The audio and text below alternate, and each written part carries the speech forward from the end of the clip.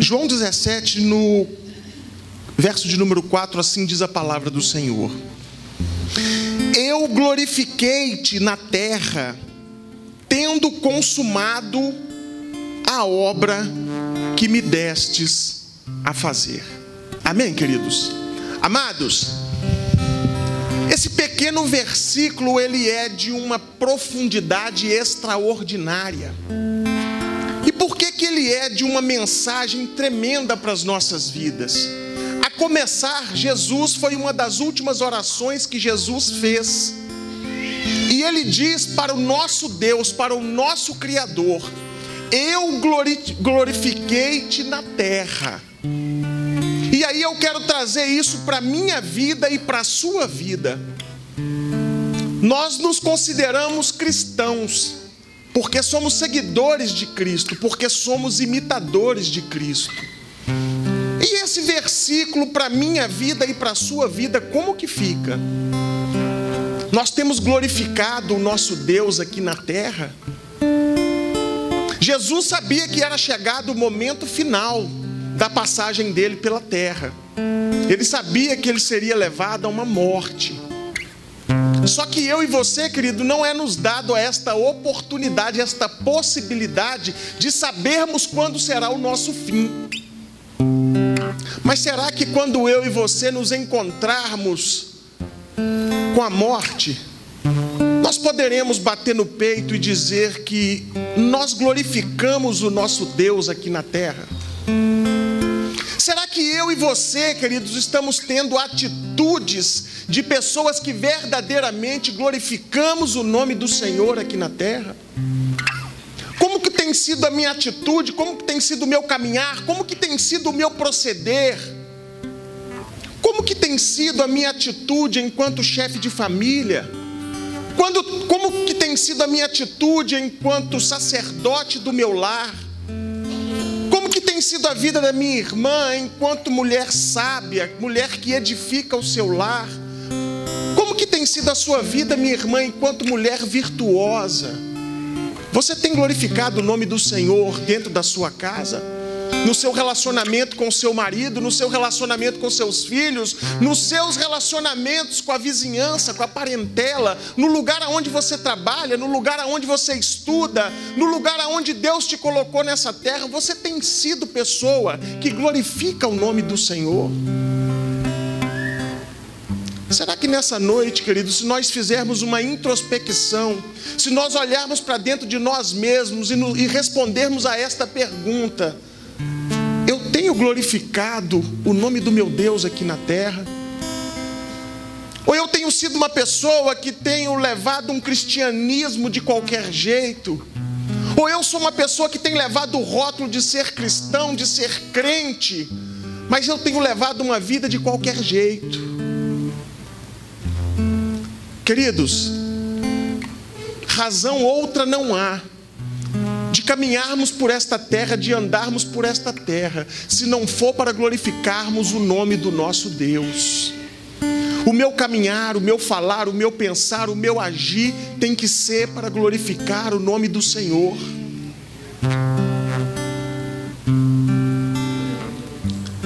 A irmã Gabriela, na hora que estava ministrando aqui, de manhã também fez isso. Ela louvou a Deus e ela ministrou a palavra do Senhor.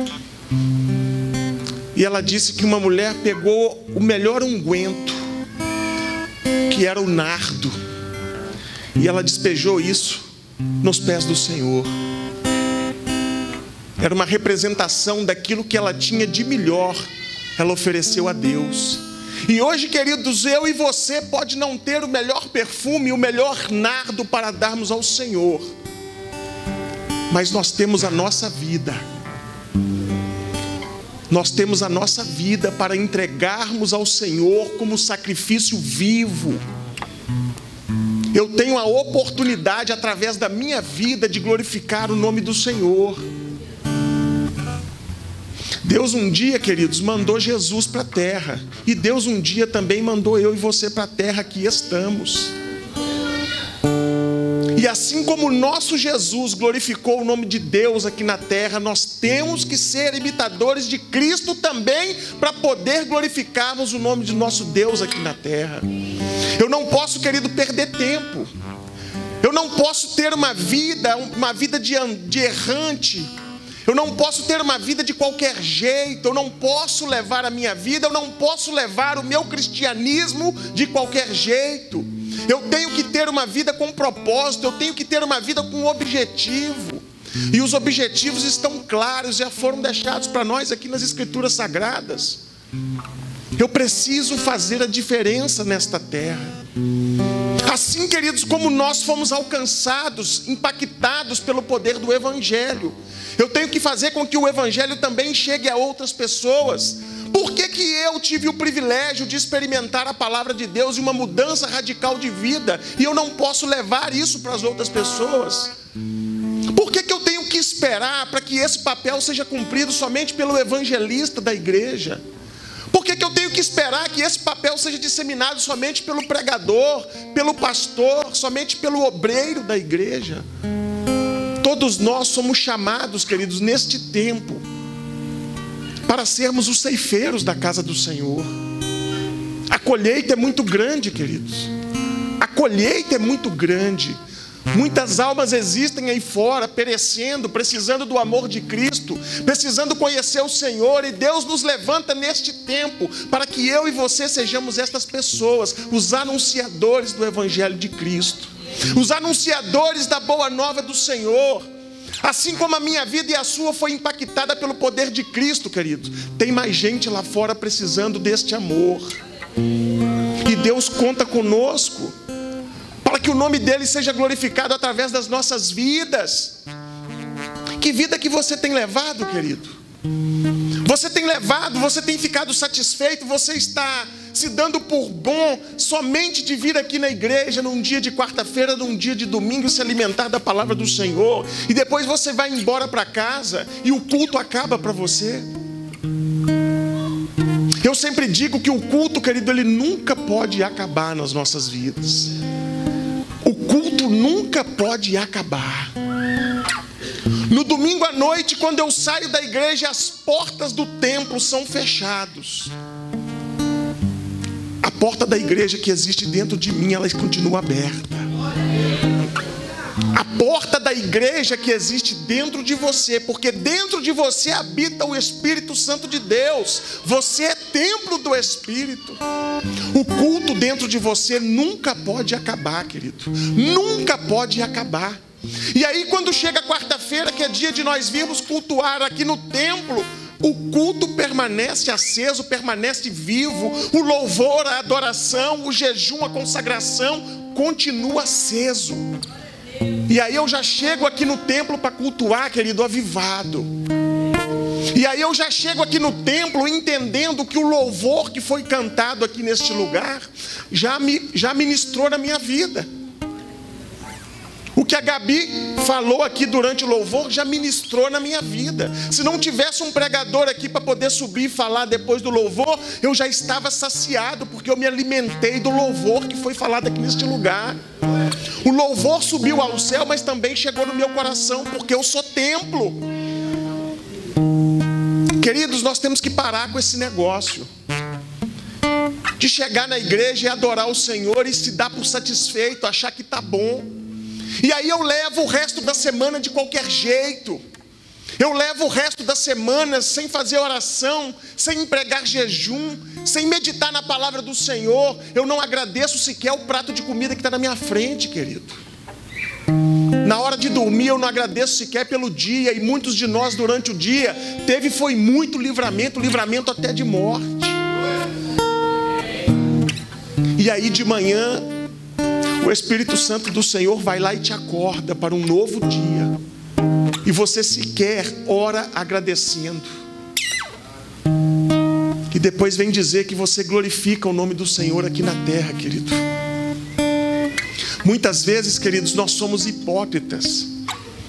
Muitas vezes nós vivemos um falso evangelho, um falso cristianismo. Um cristianismo de aparência, de colocar a minha melhor roupa dia de domingo e sair com a Bíblia debaixo do braço, querido, e vir para o culto. Sendo que durante a semana eu não vivi nada de culto, eu não cultuei nada a Deus. E eu quero que tudo aconteça no culto de domingo ou no culto de quarta-feira à noite. Mas eu não estou vivendo uma vida segundo o coração de Deus, segundo o propósito de Deus. Mas eu quero que tudo se resolva no culto de domingo à noite, porque na segunda de manhã eu vou enfrentar uma batalha lá no meu trabalho com o meu chefe. Eu vou enfrentar uma batalha lá na escola, nas provas que eu estou fazendo. Eu vou enfrentar uma batalha com o meu vizinho da direita e da esquerda, porque às vezes ele não gosta de mim. Eu vou enfrentar uma batalha com a minha parentela. Eu vou enfrentar uma batalha visitando um parente que está no hospital enfermo. Mas eu quero que tudo aconteça no domingo à noite, porque é o único prazo na semana de 7 dias que eu parei para dedicar às coisas de Deus. E aí eu venho dizer que eu glorifico o nome do Senhor aqui na terra. Não glorifica não, querido. Não glorifica não, querido. Desculpe eu te falar essa verdade, querido, mas você vive um falso cristianismo, um falso evangelho, uma falsa intimidade com Deus. Como que você vai ter intimidade com Deus se você não dialoga com Deus? E quando você dialoga com Deus, querido, você despeja na frente de Deus uma série de problemas e confusões que estão acontecendo na sua vida, e você fala com Deus. E quando você se dá por satisfeito, você bate a porta do seu quarto, você tira o seu joelho do chão e vai embora. Na hora de Deus falar com você, é só você que fala. Na sua oração monólogo, a sua oração não é um diálogo com Deus, é um despejar de coisas em Deus. Mas você se deu por satisfeito, porque você vomitou tudo o que precisava aos pés do nosso Criador. E na hora que Deus ia te dar instrução, para que você tivesse entendimento e discernimento acerca das coisas que Ele quer para você, das estratégias, você colocou os seus sonhos para o Senhor, mas você não esperou Ele te dar resposta se era aquilo que Ele queria para você. E aí, querido, nós vivemos uma vida errante, uma vida dando cabeçada, tudo dá errado. E vez por outra alguém chega e fala: pastor, mas tudo para mim está dando errado. O meu relacionamento está dando errado, o meu emprego está dando errado, minha convivência com a minha parentela está dando errado, e as pessoas que eram minhas amigas agora já não são mais. E muitas vezes, querida, é porque você não tem ouvido a voz de Deus. Você não tem buscado momentos de intimidade com o Senhor, para que o Senhor possa te dar instruções, para que você possa ouvir de forma audível a voz do Espírito Santo que clama para falar com você. E o Espírito Santo de Deus, ele está querendo relacionar-se com você. E você acha que aquela oração que você faz, onde só você fala e não escuta Deus, já é suficiente. Aí nós achamos que somos homens e mulheres de oração, homens e mulheres que temos intimidade com Deus, porque eu falo com Deus, mas você não escuta Deus. E aí as coisas começam a dar errado para você, e Deus está querendo te dizer o seguinte: eu não te pedi nada disso, eu não te falei para fazer nada disso, isso não foi instrução que eu te dei, você foi por esse caminho porque você quis, você usou o seu livre-arbítrio, você usou a sua vontade e não a minha vontade. A vontade dele, que é perfeita, agradável, que tem que prevalecer sobre a nossa. E muitas vezes ouvimos sim a voz de Deus, às vezes damos uma chance para Deus falar, e aí Deus vai e fala aquilo que nós não gostaríamos de ouvir. E aí a gente fala: não, isso não é o Espírito Santo falando comigo, isso não é para mim, eu não vou seguir aquilo, porque a minha carne, a minha vontade, o meu desejo é de seguir por este caminho, porque eu acho que por este caminho eu vou ser feliz. E com isso, querido, nós não glorificamos o nome do nosso Deus aqui na terra. E com isso, queridos, eu paro de ter intimidade com o Senhor, porque eu só falo e não ouço. E quando eu não ouço, eu não recebo instrução. Quando eu não recebo instrução, eu sou um vaso vazio. E eu, sendo um vaso vazio, eu não consigo dar nada para ninguém, porque eu só consigo despejar nas pessoas aquilo que me foi dado. Eu só consigo derramar a unção de Deus sobre as pessoas se a unção desceu sobre mim. Mas eu não esperei a unção descer, porque só eu falei e eu não escutei. Então eu sou uma pessoa que muito falo, mas eu sou vazio. E eu tenho uma falsa ideia, uma falsa ilusão de que o tanto falar com Deus, eu estou cheio de Deus. Mas e as instruções, querido? E as estratégias de Deus para a minha vida e para a sua vida, onde fica? Temos que parar com isso, queridos. De virmos para a igreja no dia de domingo e nos sentirmos satisfeitos somente com aquilo que nos é entregue aqui. Eu não estou te dizendo que o que é entregue aqui não é bom. É bom, mas não é o suficiente.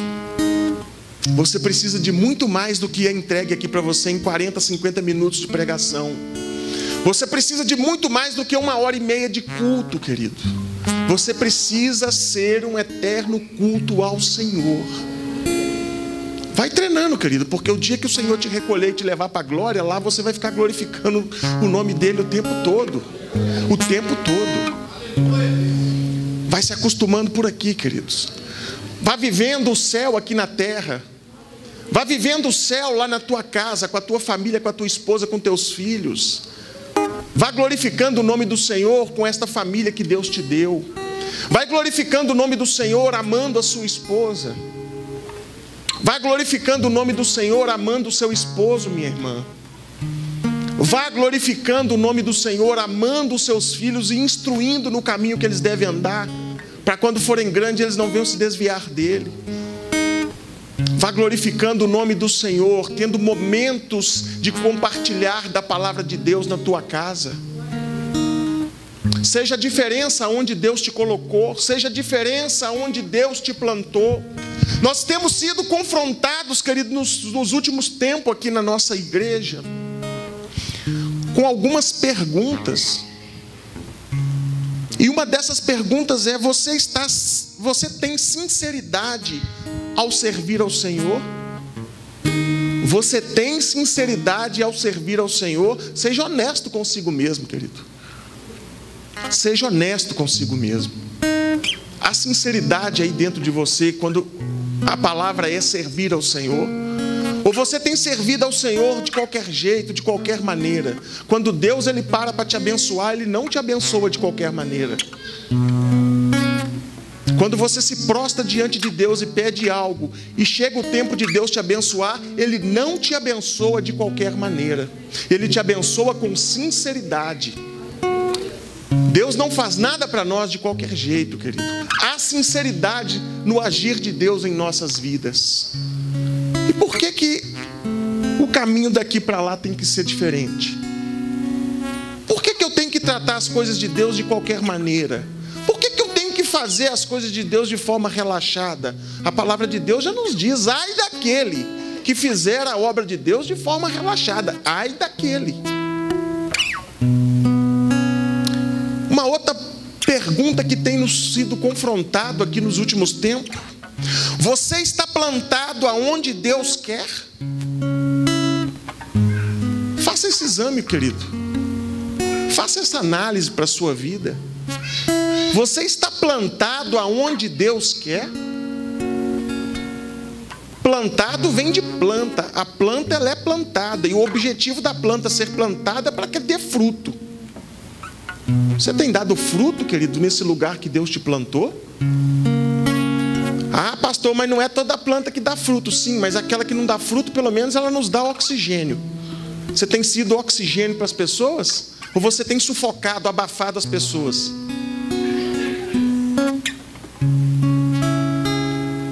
Aquela que não dá fruto também pode dar beleza. Eu dizia que uma samambaia só serve mesmo para enfeitar. Mas é planta, está plantado. Aí você coloca ela na sua garagem, naquele vaso em cima assim, para que ela possa descer, feito cachos, né? Feito uma trança de Rapunzel ali. Mas ela tem que dar beleza, porque se ela não der beleza, você corta. E a palavra de Deus fala que aquela árvore que não der fruto, ela tem que ser cortada. Você tem dado frutos aonde Deus te plantou? Olha que pergunta que nos confronta. Olha que pergunta que nos intriga, queridos. Porque se eu não estou dando fruto aonde Deus me plantou, tem alguma coisa errada. Tem alguma coisa errada. E eu tenho que fazer um exame Eu tenho que buscar para saber o que é que está errado, o que está faltando. Está faltando água, está faltando terra, está faltando adubo. O que precisa para que eu dê frutos? Porque Deus não planta ninguém em lugar para inutilidade. Nada para Deus é por acaso, nada para Deus é coincidência, tudo tem propósito. E se Deus te colocou aqui neste lugar é porque Ele tem propósito. E eu tenho certeza, eu tenho a convicção, não é achismo, não é axiologia, é certeza, é convicção, que se Deus te colocou aqui, Ele te quer produtivo. Todos nós, queridos, temos possibilidades de crescermos em Cristo. Não existe aquele que é pequeno, que é falho, que é pecador, mas que se dispor a estar com o coração ligado a Deus, Deus não vai usar. Não existe aquele, querido, ele pode ser pequeno, ele pode ser o menor dentro da casa. Se ele der uma chance para o Senhor vai usar. E Deus quer me usar, Ele quer te usar, querido. Ele quer te usar, querido. Talvez você tenha um ministério lá dentro da sua casa e não sabe. Porque o primeiro que você vai falar do amor de Cristo é o seu vizinho da direita, o seu vizinho da esquerda. Deus te plantou ali naquela casa, você até hoje não entendeu por quê, né, querido? Deus te plantou naquela casa, porque o seu vizinho da frente, o de trás, o da esquerda e o da direita precisam conhecer o amor de Jesus e através da tua vida. Aumentou um pouquinho sua responsabilidade, querido, você não sabia disso até hoje. Até hoje você ainda andou fingindo de bobo. Só que agora você foi confrontado com a palavra. E a partir de hoje, se você não fizer, você vai pecar por omissão. Eu não estou me importando, querido, que você não esteja gostando do que eu estou dizendo. Deus não me levantou nesse tempo para poder falar para você aquilo que você quer ouvir, e sim aquilo que você precisa ouvir. Deus não levantou pastores aqui na Igreja Batista Remanescente para poder massagear o seu ego e o seu coração. Nós não queremos igreja lotada de gente inútil na obra do Senhor. Nós queremos pessoas responsáveis que entendem um chamado. E esse chamado é para todos. Esse chamado não é para o pastor, não é para o missionário. Esse chamado é para todos. Eu e você temos importância no reino de Deus. E Ele quer usar a minha vida, Ele quer usar a sua vida. Porque nós temos que glorificar o nome do nosso Deus aqui na terra. Porque somos imitadores de Cristo. Eu vou sim viver um verdadeiro cristianismo e poder bater no peito e me orgulhar quando eu estiver glorificando o nome do meu Deus aqui na terra. Eu não posso me conformar, querido, de ter tantas pessoas lá fora precisando ser alcançadas pelo poder do Evangelho.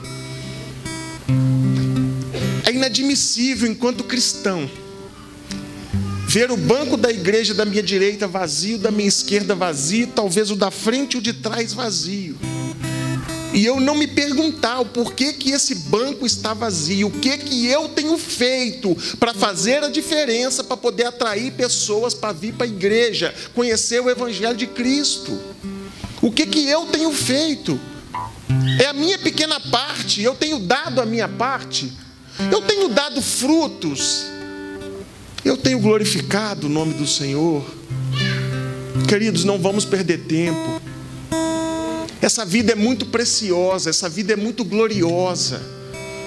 Quando nós entendemos que Deus nos colocou aqui na terra e Ele tinha um propósito, e esse propósito é muito grande, vai além de você se casar com essa pessoa, vai além de você ter esses filhos, vai além de você ter aquele pai, aquela mãe, é muito maior. Existe algo muito maior. Só que nós temos que estar na brecha, nós temos que estar à disposição, nós temos que levantar as nossas mãos e dizer: eis-me aqui, use a mim. Porque vez por outra, queridos, Deus vai olhar aqui para a terra e vai perguntar: a quem que eu vou enviar? Tem ali uma situação que eu preciso de um servo meu, de uma serva minha. Quem eu vou enviar? E Ele tem que te enxergar e falar: eu posso contar com aquele, eu posso contar com aquela, eu vou enviar aquele, eu vou enviar aquela. E nada mais gratificante há, queridos, do que podermos ser útil na casa do Senhor, do que podermos somar esforços em prol do reino do Senhor. É pensar que Deus não precisava de nada disso, mas Ele conta conosco aqui na terra. É entender, querido, que pessoas muito mais instruídas na palavra do que eu, muito mais instruídas na teologia do que eu, muito mais instruída na ciência do que eu, poderia estar aqui neste lugar, mas Deus nesta noite escolheu a mim. É um privilégio servir ao meu Deus. É um privilégio servir a Deus. Queridos, e quando nós somos usados pelo nosso Senhor, e uma pessoa vem para a igreja, vem para os caminhos do Senhor, não tem preço isso, querido, não tem preço. Não tem preço. Se nós quisermos quantificar em espécie, em dinheiro, quanto que custa uma alma para Cristo, isso não tem valor. Nós não conseguiríamos chegar numa cifra, numa monta, numa quantidade de tão preciosa é uma vida para o Senhor. Agora imagina quando eu sou o canal de bênção para que aquela pessoa tenha um encontro com o Senhor. Nós poderíamos encher este templo, esta igreja, com todo o dinheiro. Nós poderíamos fazer igual fizeram lá em São Paulo com a Operação Lava Jato. Eles encheram um lugar com dinheiro de mentira, de papel, para simbolizar o quanto de dinheiro que já haviam sido arrecadado com essa corrupção e tudo mais. Quanto que já tinha voltado para os cofres. E era um monte de pilha de dinheiro, assim, imitando nota de 100. Coisa bonita de ver, aquele monte de nota de 100 verdinha, assim, só subindo montanhas e montanhas de dinheiro. Uma vida para Cristo, querido, ela não tem valor que a gente conseguiria somar em espécie de tão precioso que é para Cristo. E é isso que Ele quer de nós, querido, que nós alcancemos pessoas com o poder da palavra dEle. Eu preciso glorificar o nome do Senhor aqui na terra. Eu preciso entender que eu preciso glorificar o nome do Senhor aqui na terra.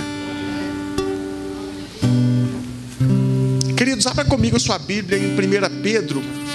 1 Pedro, no capítulo de número 2, o verso de número 9. Eu só fiz uma introdução e eu vou começar a pregar.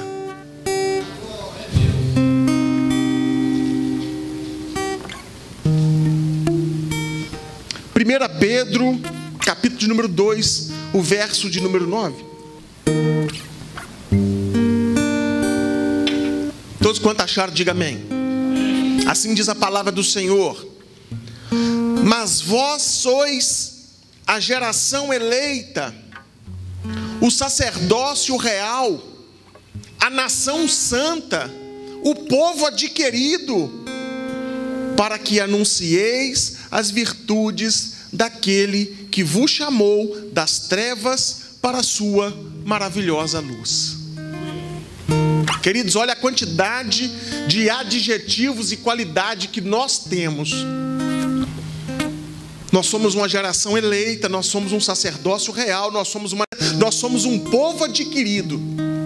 Mas para que tudo isso, pastor? Vírgula, para que anuncieis as virtudes daquele que vos chamou das trevas para a sua maravilhosa luz. Tudo com Deus tem propósito. Tudo com Deus tem um objetivo. Tudo com Deus tem um porquê. As coisas com Deus não acontecem por acaso. Nós seremos sim, queridos, uma geração eleita, um sacerdócio real, uma nação santa e um povo adquirido. Mas para que tanto? Para que tanta coisa? Para que nós possamos anunciar. Repita comigo, queridos, para que nós possamos anunciar. Eu e você, querido, temos que ser anunciadores das virtudes de Deus. Porque eu e você, querido, nós não temos virtudes que possam encantar uma outra pessoa. Eu e você não temos virtudes que vão além daquilo que a nossa aparência, o nosso gosto humano compreende. Eu e você não temos atributos e virtudes que possam saltar aos olhos das pessoas. Talvez eu até tenha virtudes que um dia encantou a minha esposa.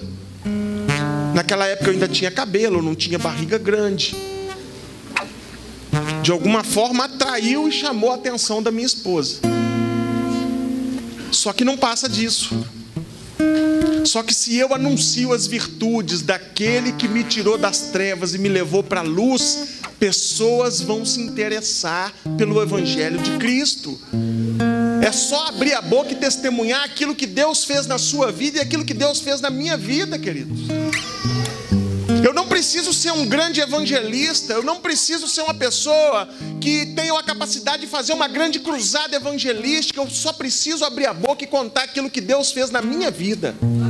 O maior testemunho para alcançar pessoas é o que Deus fez na minha vida, é o que Deus fez na sua vida. Todos nós aqui temos uma história que nós já vivemos com o nosso Deus. Todos nós aqui, não há ninguém aqui que não tenha tido uma experiência real e verdadeira com o nosso Deus. Então é só abrir a boca, querido, e anunciar as virtudes do nosso Deus em nossas vidas. E nós vamos alcançar pessoas, nós vamos impactar pessoas, e nós vamos sair das nossas zonas de conforto, nós vamos sair do nosso quadrado, nós vamos sair do nosso conformismo, nós vamos sair da nossa caixinha.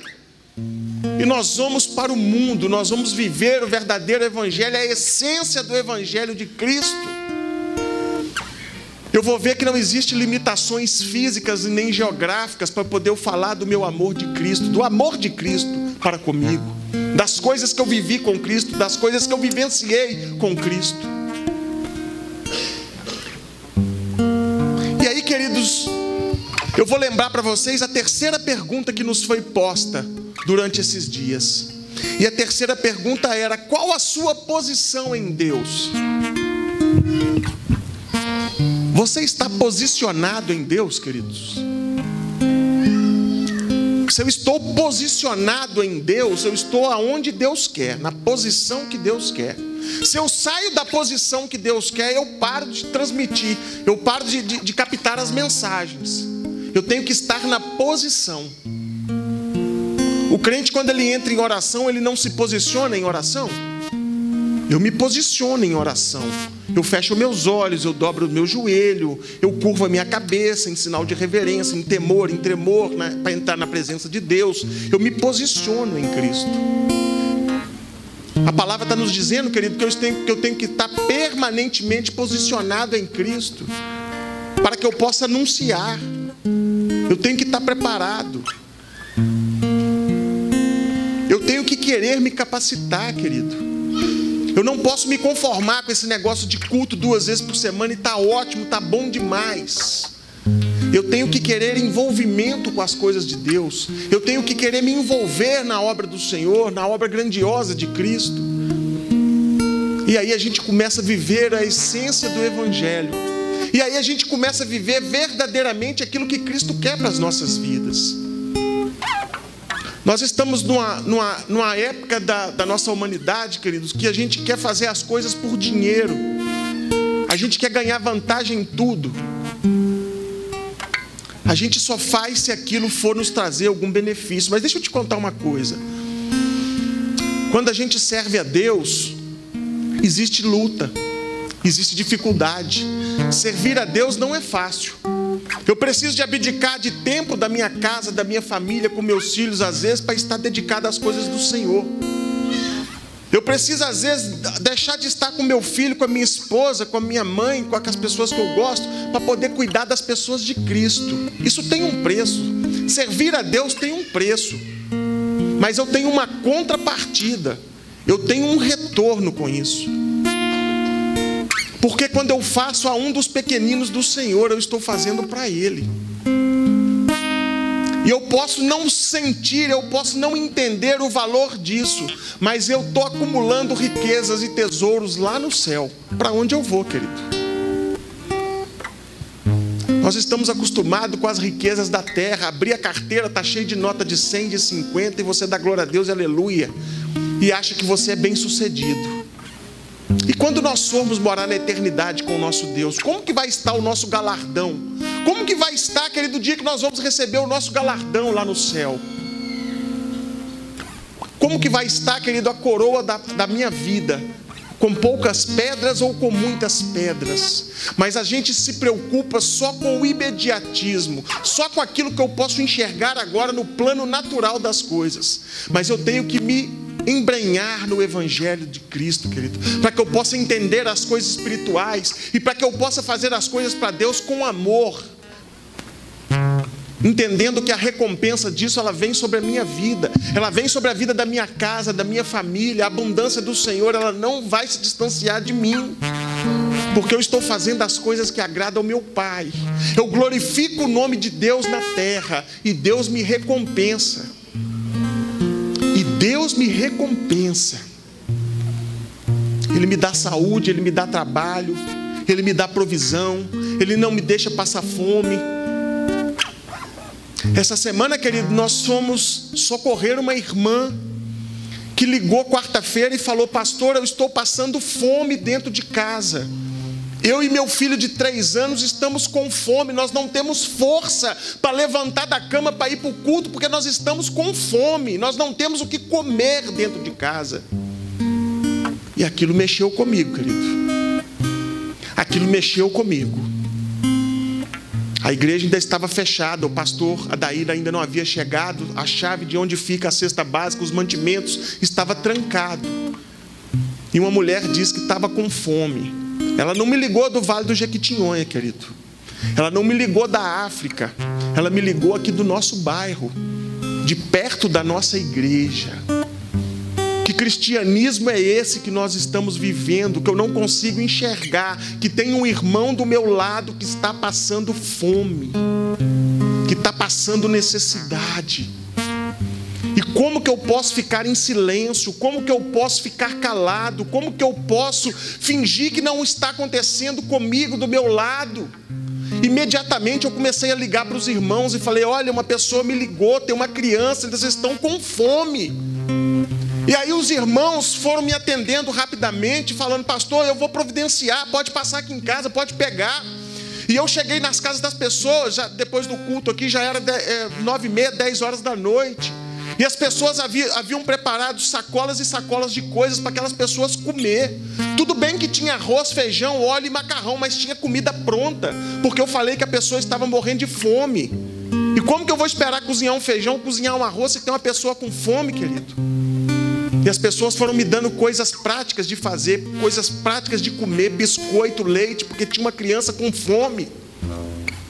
Nós não podemos fechar os olhos, querido, porque a fé sem obra é morta. A fé sem obra é morta. Eu tenho fé, pastor, eu vou no culto, mas depois você não faz mais nada para Deus. Você é incapaz de abrir a boca no seu local de trabalho e fazer uma oração para que as pessoas entendam que você é sal na terra e luz no mundo daquele lugar, que você é cristão, que você faz a diferença. Tem vizinho, querido, que passa anos do seu lado, como vizinho, mora na casa do lado, e ele não dá notícia que você é servo de Deus e é serva de Deus. Nós temos que ter um coração de Cristo, um coração que ama, um coração que não consegue olhar para a dor do meu irmão sem me compadecer com a dor do meu irmão. Como que eu vou viver um cristianismo sem que outras pessoas sejam alcançadas? Que cristianismo é esse? Que vida é essa? Vamos parar com isso, queridos. Vamos viver uma vida verdadeiramente anunciando as boas novas do Senhor, fazendo a obra de Cristo. Vamos mostrar, queridos, as nossas obras. Vamos mostrar que nós somos bons de argumento e de oratória. Nós falamos bem, mas nós fazemos bem. Mais do que falar bem, eu preciso fazer bem. A oportunidade que eu tenho como pastor de subir no altar e pregar talvez não são muitas, mas a oportunidade que eu tenho de viver o evangelho no meu dia são muitas. Eu mais vivo o evangelho do que prego o evangelho. Mais do que anunciar palavras, eu preciso viver a palavra.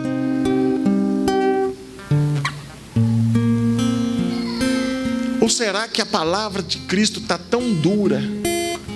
Ou será que esta palavra está tão endurecida que ela não consegue alcançar o meu coração, que é de carne?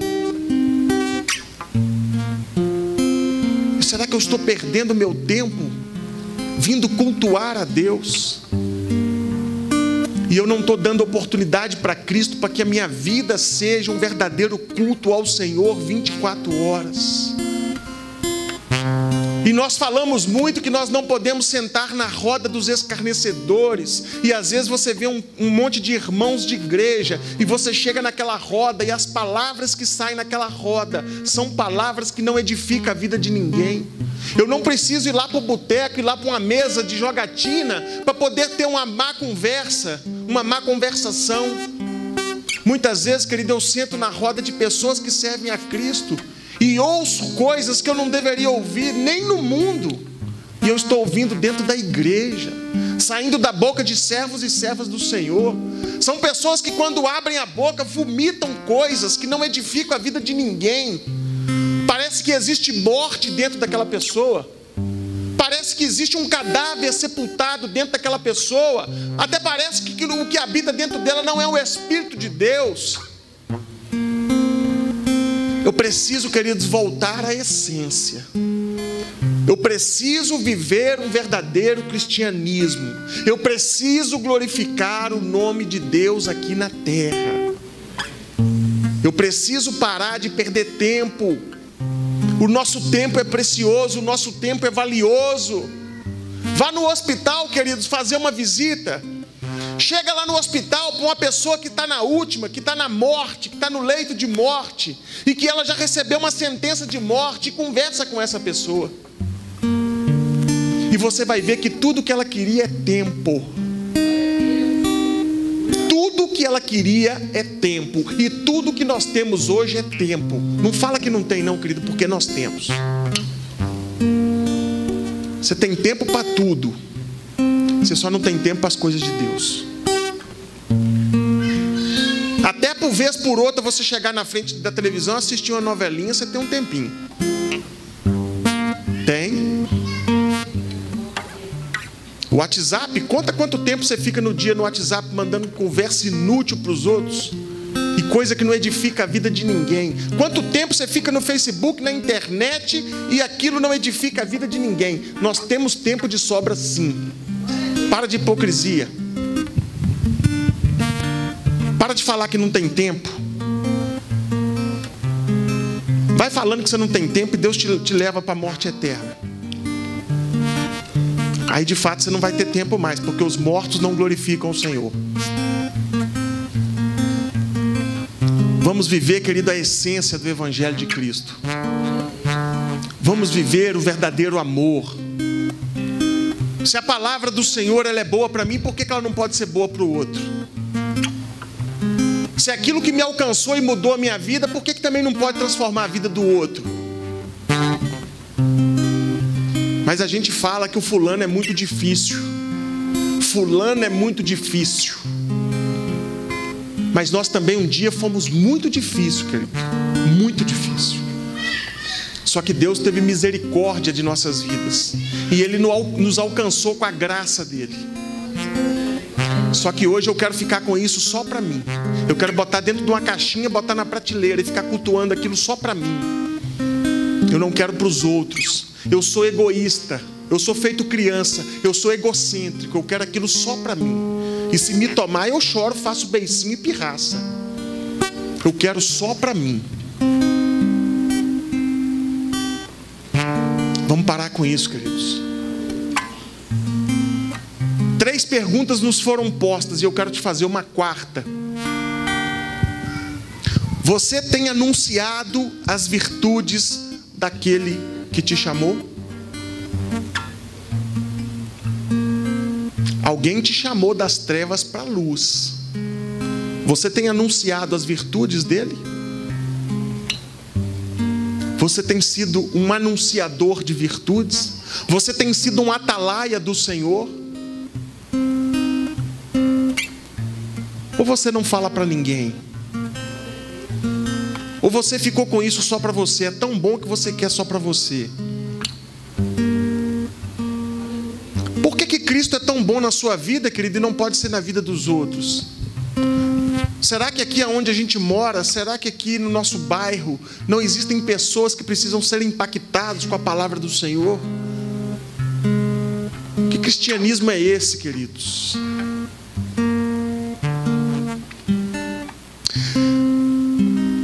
Eu estive no Vale do Jequitinhonha em janeiro.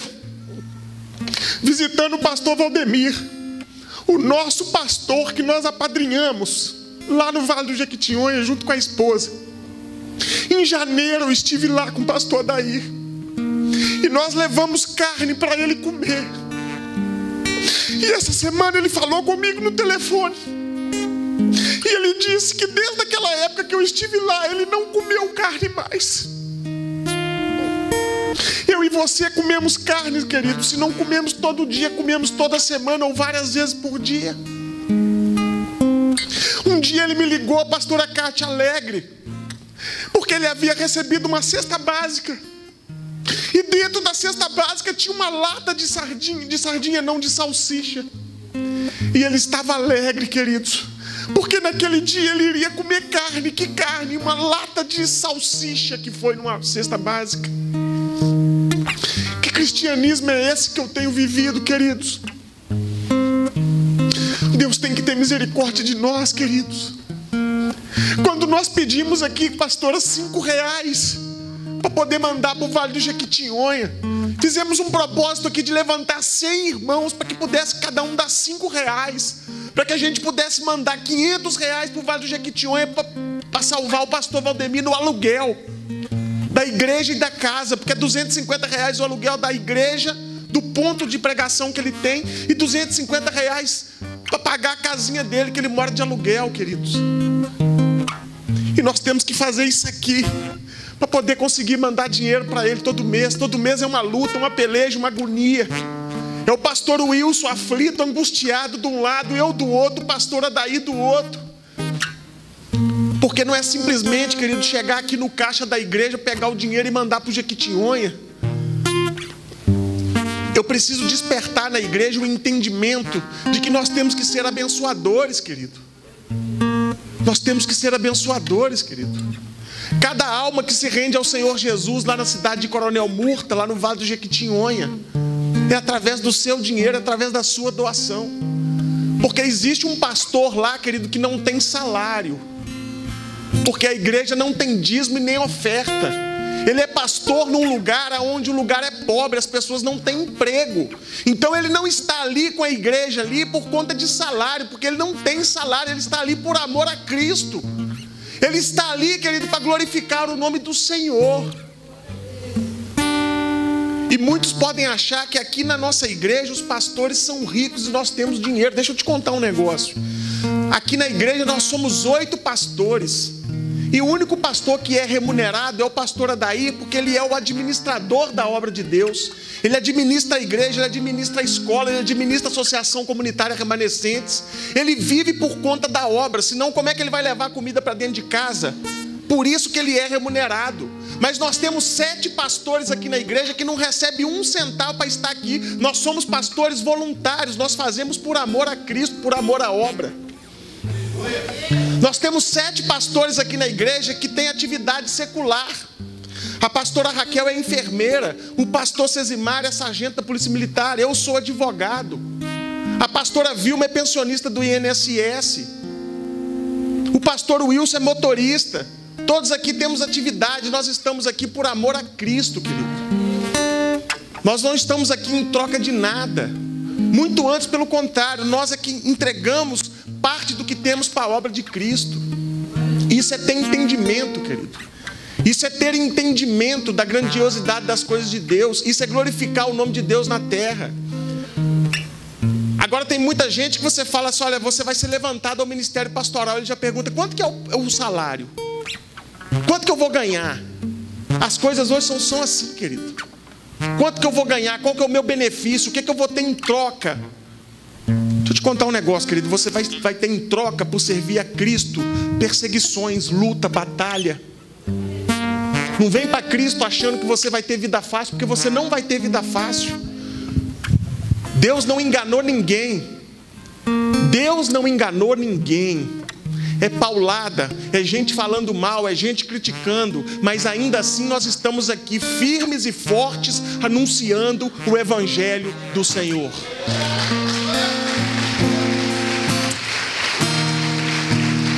E não vamos parar, queridos.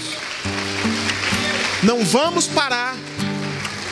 Só vamos parar no dia que Deus nos recolher.